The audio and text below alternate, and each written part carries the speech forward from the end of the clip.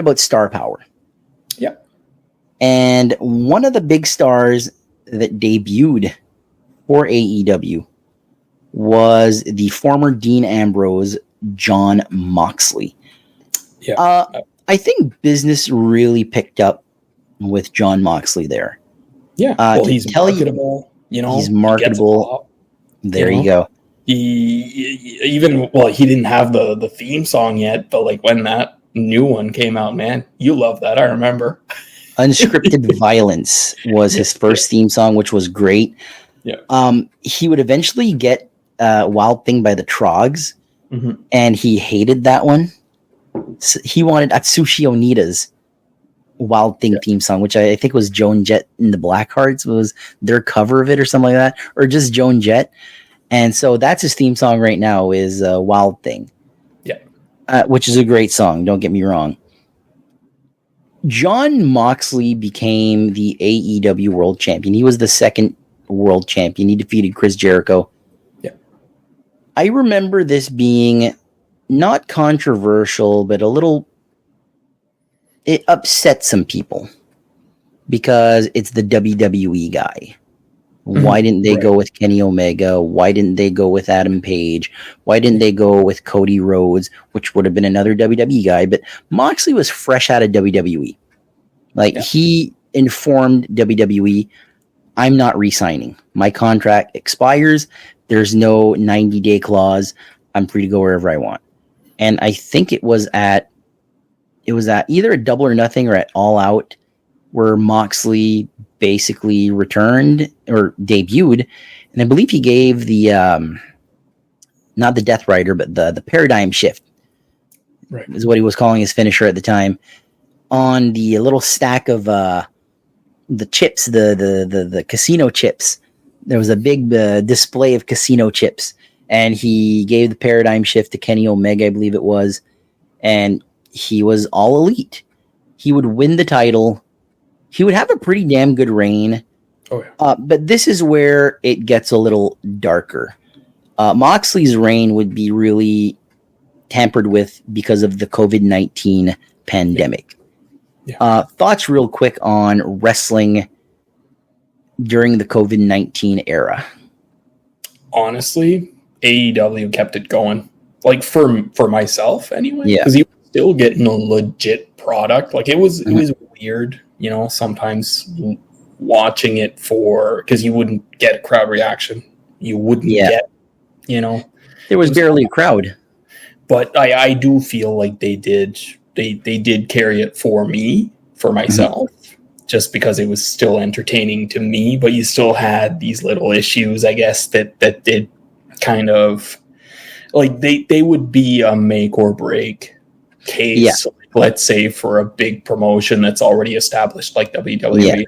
Yeah. Like let's say the exploding barbed wire match. Like I think that might have been a little bit after there, but the barbed wire match with Moxley and Kenny Omega. Yeah. That there's an old saying in wrestling. It went over like a fart in church. Just a little and nothing. I remember watching it very legally, and it froze on me.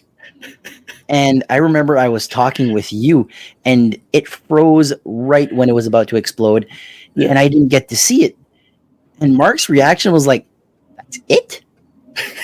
And then when I went back to see it, it was little sparklers shooting out, and there's poor Eddie Kingston having to sell like death. Yeah, pretending like he's dead, and then they had to like explain like he was so scared of this explosion that he passed out. Like that's hilarious. That's comedy gold right there. When it's not supposed to be comedy gold. Yeah, but that's going to be in the history books for. It is. It's there forever. Like it's eternal, man. Yeah. Now the last thing we're going to talk about here is their final show. So their final show was Double or Nothing 2020, or the final show we're going to talk about. MJF, he beat Jungle Boy on this card. You're talking about two of the four pillars of AEW. MJF, Jungle Boy, now known as Jack Perry, Darby Allin, and Sammy Guevara. Yeah. 3 of those guys are still very much active. I don't know where Sammy Guevara is. I don't know if he's injured. He's kind of the odd man out here. Well, he's kind of in an odd situation right now where he was kind of recruited for the Don Callis family, but that didn't quite work out. That was a while back, too. Yeah, and then he got back with Chris Jericho. I think I don't even know what was going on there. People were chatting about like the Inner Circle coming back, and I was like, nah, man, like I don't think Santana and Ortiz are going to work out for one. I believe Santana's gone from AEW. Santana's working for TNA right now, and he's doing the indies, going by Mike Santana now. It's unfortunate that a tag team breaks up, especially a successful tag team like Proud and Powerful. Yeah, you were saying I was the only guy that called them that. P&P. They used it very briefly. I know.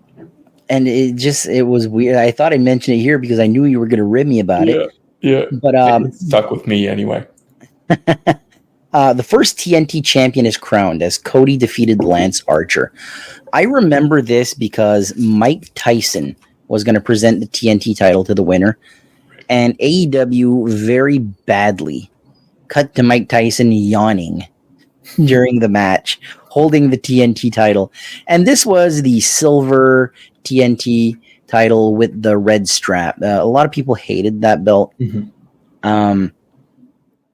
Thoughts on Cody Rhodes in AEW? Because there's a fear right now about Cody Rhodes that the same thing that happened in AEW is going to happen in WWE, where he's going to go way too overrate, way too quick, and the fans are going to turn on him. So far, we're 3 years into the Cody Rhodes run in WWE.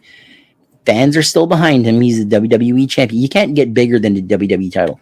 I know you're a big AEW fan, but the WWE title, you look at the names that held the WWE title, it's a who is who of professional wrestling. Yeah. He's carrying the flag for the whole sport, basically. Exactly. Yeah. But Cody Rhodes in AEW it's almost like a moment in time where it happened, it was brief, but it happened, and it was...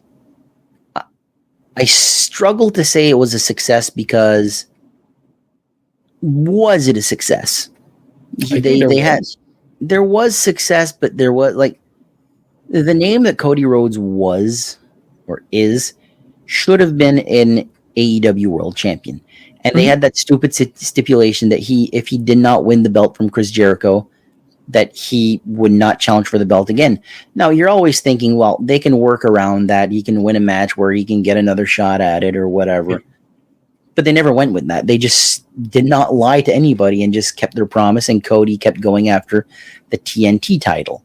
No, exactly. But imagine if Cody Rhodes could have said, I'll take on anybody if I can get that shot. And then you see, like, I don't know, Nick Jackson, Matt Jackson, and Kenny Omega come out. And they're like, you know what? Let's do this. You know, AEW, Double or Nothing, whatever year that was. You know, just make it a gauntlet match or some stupid... How would fans have reacted to that? Because the fans were 100% not behind Cody Rhodes. He was getting booed.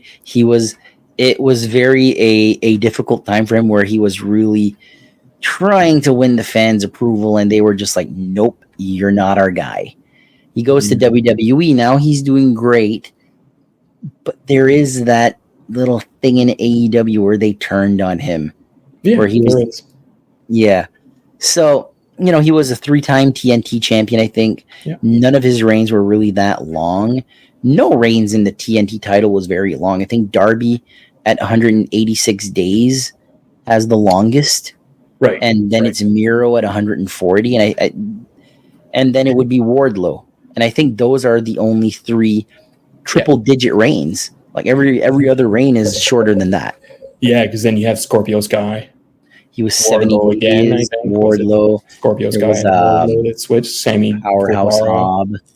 Yeah, they were all like very, very short. Very Like they short. weren't really very meaningful. I think Yeah. the only guys that I'd look at right now that could possibly bring that back would be like Malachi Black or like somebody that's prominent enough that can I make think it. you nailed it right on the head there. I think Malachi Black would be perfect for that. Yeah. Will he stay in AEW though? His wife is in WWE, Zelina Vega. So Well, time will Buddy tell. Matthews re-signed, man. I know that one surprised me. They must be offering him a lot of money. Yeah. So next on this card, Hikaru Shida. She won the women's title by defeating Nyla Rose. Shida was an MVP during these pandemic AEW shows. Absolutely. I was at my apartment at the time, and Mark and Joel would most Wednesday come watch AEW with me. And we were just massive fans of Hikaru Shida. As of this recording, she's a three-time AEW World Women's Champion. I believe so. Yeah. Yeah, because the first one, it was during COVID, I believe. And she had a long reign. Yeah, because like she had a really, really good feud with Britt Baker, actually. Yeah. For a while. Yeah, and I believe that was pretty Baker good. won the belt from her, right? She would have, yeah. I believe so. Also on this card, Jon Moxley successfully defended the AEW World title versus Mr. Brody Lee. Later on this year in 2020 or 2021, I don't remember if it's 2020 or 2021, but Brody Lee would pass away. It would have been 2021, I'm pretty sure. Because he still had that last match with Cody Rhodes being a collar match. Yeah. This was a complete shock to wrestling fans. I remember I was with my ex-girlfriend now in bed when I saw this, and like my heart just sank because he was finally getting to get over. Like he had been TNT champion. The next stop was the AEW World title. If Brody Lee, if he survives, there's no doubt that he gets that belt. Yeah, and that's the thing. Like the guy brought up guys like Johnny Hungy, and Reynolds. So, like he brought guys like that to the forefront of you know having these huge fans of them, and like they became marketable just being associated to this guy. Yeah, like people just loved him for what he was, right? Yeah, and we had waited so long to see him, and we were speculating for so long. Like it was just like there was a point in time where it was so hush hush, and we were like, man, like who could it be? Is it Bray Wyatt? Like what if it was? Like the two names for the Exalted one were either Brody Lee or Matt Hardy. And I remember we were watching. Were you there for that one? I know Joel was there. The drone? No, not the drone. When they revealed the Exalted one. This was the first week of the pandemic. The first week of the pandemic, now that I think about it. Yeah. And I remember Joel was like, it's Matt Hardy. And looking at the silhouette, I'm like, that guy is way too big to be Matt Hardy. Where was it again? Was it not in Rochester, New York? It was supposed to be in Rochester. It was supposed to be. It ended up being at Daly's place. Right. Yeah. Which they did all their shows from the pandemic there. Yeah, that's right. Yeah. With Brody Lee's death, it really killed the Dark Order. They never the TNT title as well. Yeah, and a lot had to change. Like the Dark Order, every time we do a mainstream show, me and Joel, and he brings up the Dark Order, I'm like, why are they still a thing? Why? Yeah, it's unfortunate. Like those guys, they were OGs, right? They were there from the start, and like it kind of sucks because they had a purpose. It does. They had storylines. They had everything. Even if they were these funny guys, they had a spot. They did. But, like they couldn't have that spot without Stu, without Evil. And let's not forget that show, Being the Elite or whatever it was called, that YouTube show, BTE. That that got so over. It reminds me of the Z True Long Island story that Zack Ryder had in WWE. It's getting yourself over. But not only did the Bucks get over, but all of the Elite got over, and all their friends got over. Like, everybody got over with. Nakamura wasn't there. Yeah, absolutely. Michael Nakamura. Nakazawa, sorry. Shinsuke Nakamura is a WWE wrestler. So, final thing we're going to talk about here is the main event on Double or Nothing 2020, and it was the first Stadium Stampede. The Elite, Adam Page, Kenny Omega, Matt and Nick Jackson, and Matt Hardy versus the Inner Circle, Chris Jericho, Jake Hager, Santana and Ortiz, and Sammy Guevara. The Elite got the win here in a very entertaining match. Yeah, absolutely. They went everywhere. I think they recreated. There was like this little hot tub or whatever that had like glass, and they kept dunking Matt Hardy in there, and he kept changing gimmicks. That's right. He went to like extreme Matt Hardy. He went to the Mattitude era, and he went back to his origins with like the tight like mesh t-shirt. Yeah, and then he went to like the crazy whatever. The Inner Circle. The Inner Circle. Is this Chris Jericho's best work in AEW? It's tough to tell because these guys, I feel like, were quite a hodgepodge of guys where they wanted those guys to be, present, right? But they couldn't have done it by themselves. I would have said Santana and Ortiz probably would have been okay. Like, just put him in the tag team division, maybe not champions, but at least, get a shot here and there. Yeah. They could have been champions. Like, I'm definitely not writing that off, but like, Jake Hager can't really speak for himself. I kind of looked at the Inner Circle as Jericho is the guy. He's the main event guy, and he's the leader. Yeah. Hager is the bodyguard. Santana Ortiz, that's your tag team, and your future is Sammy Guevara. Yeah, yeah. Before we go, your thoughts on AEW. How can I say this? Did you think AEW would be where it's at right now when you were watching year one? I would like to say yes, because of who they had. They had wrestling minds, right? Yeah. You had Kenny Omega, which has been all around the world as, one of the best. You want to see that guy, right? You tune in to see that guy. Yeah. Legit, like. And then you had Matt and Nick Jackson, the Young Bucks. You see everybody wear their shirts.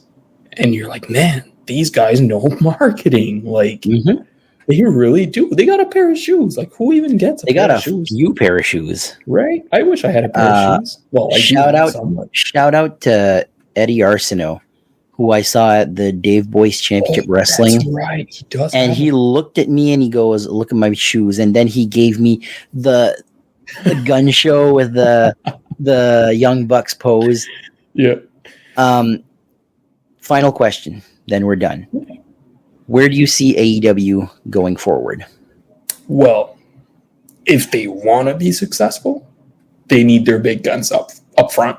Like, bring them up, man. Like, you can't have, I can't see Will Ospreay holding an international title, because then it kind of brings him down.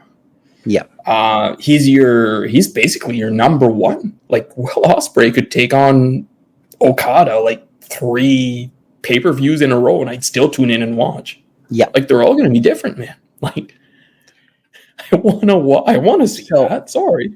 So if you had the book, yeah, Swerve Strickland would lose that AEW world title to Will Ospreay. If it was somebody, probably, yeah. Man, I'm going to insane. I'm going to agree with Mark on that one. I think Will Ospreay is your future world champion there. Yeah. But with that, that's the end of this episode. I want to thank my good buddy Mark Richard. It's been a long time coming, but you finally made it on. Next step, Wrestling with the Bros YouTube channel. It's awesome, man. Hey, I hope I get the AKA. My name is Mark, AKA Mark. The Mark of all marks is a mark for AEW. I just seen that on the screen. There you go. That's Corey, who's on the other side there recording this. Yeah. That's his mark. That's his mark. That's his name for Mark. Mark, the biggest mark of AEW. All right. Well, with that, thank you for listening, and thank you for being here, Mark, and everybody have a great day. Thanks for inviting me. Bye-bye.